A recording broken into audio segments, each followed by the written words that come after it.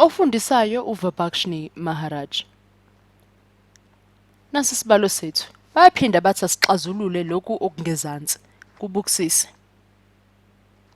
Uyabona sino 3t plus 4g is equal to 6 is no minus 6t plus g is equal to 6. Uma uyibukisisa kahle lebalo zakhe embili, uyabona ukuthi izicishe zisondelana.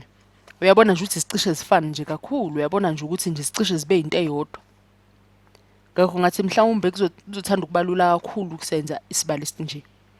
Ngiyathemba usuyakwazi ukwenza izibalo uwedwa ezinjena kudala senza izibonelo eziningi ezifana nalezi zibalo.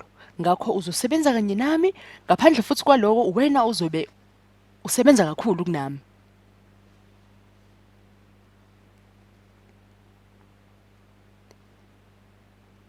Singathini nje ukuthi okungenhla kufane nophezulu. Lo 2x times 2 engufake la enzansi. Ingoba ngifuna lokho okungezansi kufane nokungaphezulu. Ngakho ngizoba nesibalo esifana nalesi engikubhalele sona la.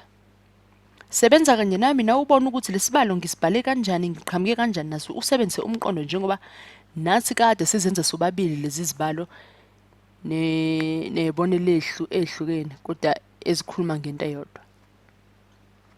Uma sekunjena ke sengineloko enginakungula ngezansi. Ngingathi nanku ngithathe lokhu ngezansi minus 6 wethu plus g usipha u6. Isibalo lesi singezansi abasiphe sona.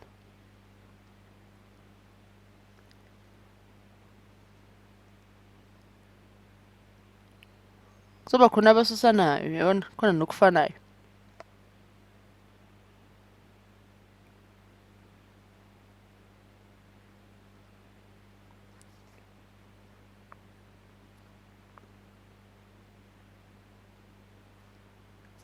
Yasusana u6 no minus 6 isisalelo ba.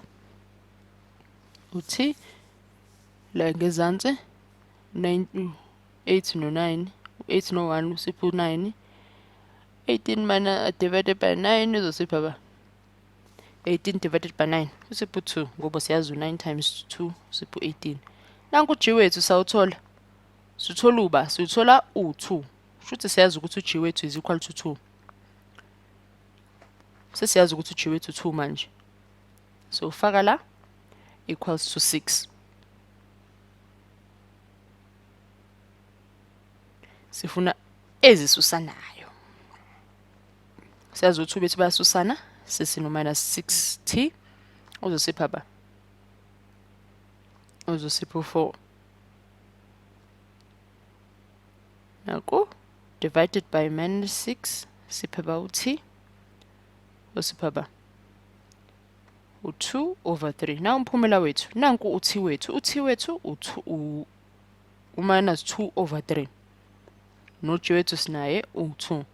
Uma ufuna ukwazisa ukuthi kanti lo mphumela otholile ngempela uyiqiniso nawo ungaphindele emuva kusibalo sakho usiphindaphinde uphindele emuva kusibalo sakho la sekuno-t khona ufake lo mphumela wakho njengoba ngikwenzela la eceleni. La kuno g khona ufake lokho okufanele ukuthi ukufake ukuze nje ubheke kahle ukuthi isibalo sakho siyawenza nawo umqondo. Uyabona ukuthi asilenzanga iphutha kunjalo isibalo sethu sithande ukuba lula.